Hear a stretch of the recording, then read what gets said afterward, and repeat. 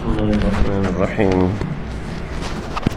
نحمده ونصلي ونسلم على رسوله الكريم۔ ذی الحج کے یہ جو چند ایام ہیں ان کے بارے میں ایک دو ضروری باتیں ذکر کرنی ہیں۔ ذی الحج کی 8 تاریخ کو لوگ مینا جاتے ہیں اور مینا میں قیام کرتے ہیں جو حاجی حضرات ہیں۔ 9 تاریخ کو عرفہ جاتے ہیں اور وقوف عرفات کرتے ہیں، اور 10ویں تاریخ کو قربانی کرتے ہیں، رمی کرتے ہیں اور پھر قربانی کرتے ہیں۔ لوگوں کو سمجھانے کے لیے، کچھ اس کی فضیلت بتانے کے لیے بعض روایات میں اور بعض جگہوں پر ان دنوں کا نام رکھ دیا گیا۔ جیسے 8 ذی الحج جو کل ہے، 8 ذی الحج ہمارے ہاں کل ہے، سعودی عرب میں آج گزری ہے، تو یہ 8 ذی الحج کو یوم الترویہ کہتے ہیں۔ یوم الترویہ مطلب یہ ہے کہ اس دن اونٹوں کو لوگ پانی وغیرہ پلا کے رکھ دیتے تھے، کیونکہ عرفات وغیرہ کی طرف پانی نہیں ملتا تھا۔ نہر زبیدہ تو کھودی گئی تھی، اس نے ایک زمانے تک کام بھی کیا، لیکن عرفات کے اندر لاکھوں لوگ ہوتے ہیں، ایک وقت میں سب تک پانی پہنچانا آج کے زمانے میں بھی کافی مشکل کام ہے۔ آج کے زمانے میں بھی تقریباً عصر کی نماز کے بعد سے پانی کی کمی ہونا شروع ہو جاتی ہے، تو اس زمانے میں تو ویسے ہی بہت زیادہ کہ لوگ صبح فجر سے پہنچ جاتے ہیں اور رات دیر تک وہاں رہتے ہیں، تو لوگ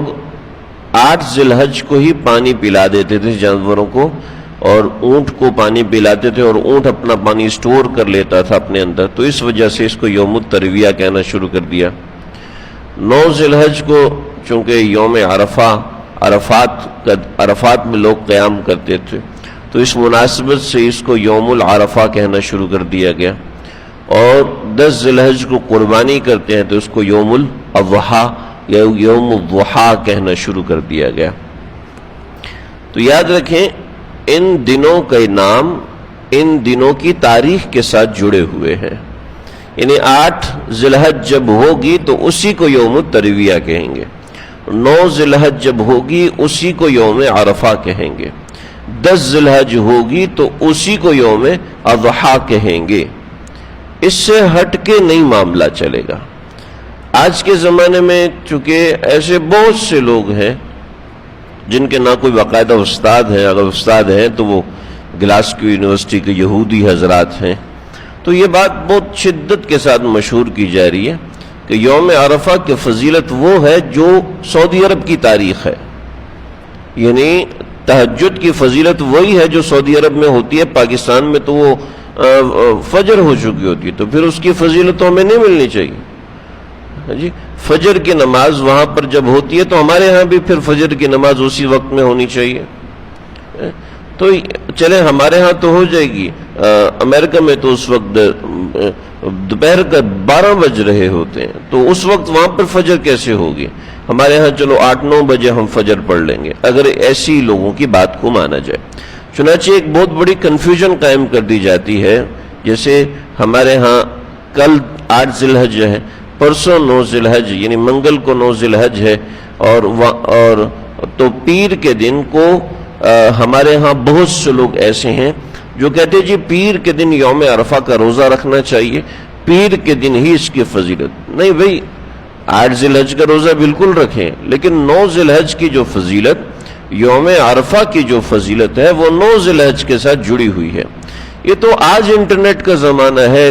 ٹیلی فون کا زمانہ ہے، تو آج یہ دن ڈیفائن ہو چکے، لیکن آج سے 100 سال پیچھے چلے جائیں تو 1300 سال تک تو یہی ترتیب رہی کہ جہاں جس ملک کی جو تاریخ ہوتی تھی اس ملک کے حساب سے اس کی فضیلت ہوتی تھی۔ چنانچہ آپ خود دیکھیں نا کہ اگر وہاں پر تہجد کا وقت ہے تو ہمارے ہاں تو فجر کا وقت ہے، تو ہماری تو فجر کی نماز ہوگی، تہجد کی نماز نہیں ہوگی۔ تو جیسے وقت کے ساتھ تہجد کی نماز کی فضیلت جڑی ہوئی ہے، وقت کے ساتھ ظہر کی نماز کی فضیلت جڑی ہے، وقت کے ساتھ عصر کی، اوابین کی، چاشت کے اشراق کی فضیلت وقت کے ساتھ جڑی ہوئی ہے۔ جیسے جمعہ ہمارے ہاں جمعہ شروع ہو گیا اور دوسروں کے ہاں شب جمعہ ہے، تو پھر ہمارے ہاں شب جمعہ شروع ہو گیا، دوسروں کے ہاں تو ابھی تک بدھ ہے، تو ہمیں تو فضیلت پھر نہیں ملنی چاہیے۔ تو یہ بات یعنی ادھر ادھر کی چند باتیں کر کے کچھ حدیث سے جوڑ کر جو یوم عرفہ اس دن کو کہا گیا جب یوم عرفہ، جب عرفہ وقوف عرفہ ہو رہا ہے، بھئی یہ کوئی بات نہیں ہے، یہ کوئی بات نہیں۔ یوم عرفہ وقوف عرفہ کے ساتھ جڑا ہوا نہیں ہے۔ یوم عرفہ بطور مثال اللہ نہ کرے جیسے تاریخ میں 2 مرتبہ ہوا کہ حج نہیں ہوا، اگر اس سال تو 10,000 لوگ حج کر رہے ہیں، تاریخ میں ایسا ہے کہ 2 سال تک حج نہیں ہوا، ابو طاہر کرامتی نے سب حجاج کو شہید کر دیا، بڑی ایک خونی تاریخ ہے اس کی، تو دو برس حج نہیں ہو سکا، تو وہ جیسے خدا نخواستہ اگر حج نہیں ہوتا تو یا یوم عرفہ ہوگا ہی نہیں، ایسی بات نہیں ہے۔ تو یہ ایسی کوئی کھلونا نہیں ہے ہمارا دین اور ہماری شریعت۔ چنانچہ سمجھ لیں کہ 9 ذی الحج جس ملک کے اندر ہے اسی ملک کے حساب سے اس کی فضیلت جڑے گی۔ چنانچہ 9 ذی الحج آپ صلی اللہ علیہ وسلم نے فرمایا، مسلم شریف کی روایت ہے کہ مجھے امید ہے اللہ کی ذات سے کہ جو 9 ذی الحج کا روزہ رکھے گا تو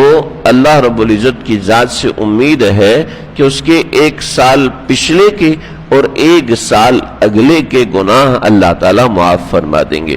تو یہ فضیلت 9 ذی الحج کے ساتھ جڑی ہوئی ہے۔ بہت سی روایات ایسی ہیں جس میں 9 ذی الحج کو 9 ذی الحج ہی بولا گیا ہے، عام طور پر 9 ذی الحج کو یوم عرفہ کے نام سے بولا گیا ہے، یوم عرفہ سے جوڑا گیا، تو وہ اس لیے جوڑا گیا کہ اس وقت یہ ایک ہی تاریخ تھی اور یہ چیزیں کوئی ایسی ڈیفائن نہیں تھی، لیکن یہ سب بات ایک انسان کامن سینس ہو تو اس سے انسان کو سمجھ میں آ جاتا ہے۔ چنانچہ آج کل ایسی کنفیوژنز پیدا کی جا رہی ہیں، ایسی پریشانیاں پیدا کی جا رہی ہیں کہ جی 9 ذی الحج جو ہے وہ سعودی عرب کے حساب سے اس کی فضیلت ہوگی، اس لیے کہ اس کو یوم عرفہ کہا، تو یوم عرفہ اسی حساب سے کہا۔ یوم ترویہ کو 8 ذی الحج کے حساب سے جوڑا، یوم عرفہ کو 9 ذی الحج کے حساب سے جوڑا، چنانچہ فضیلت وقت کے ساتھ ہے۔ چنانچہ جب وہاں پر یوم الضحیٰ ہے، 10 ذی الحج کو یوم الضحیٰ کہتے ہیں، تو 10 ذی الحج کو یوم الضحیٰ کس کے حساب سے کہا جائے گا؟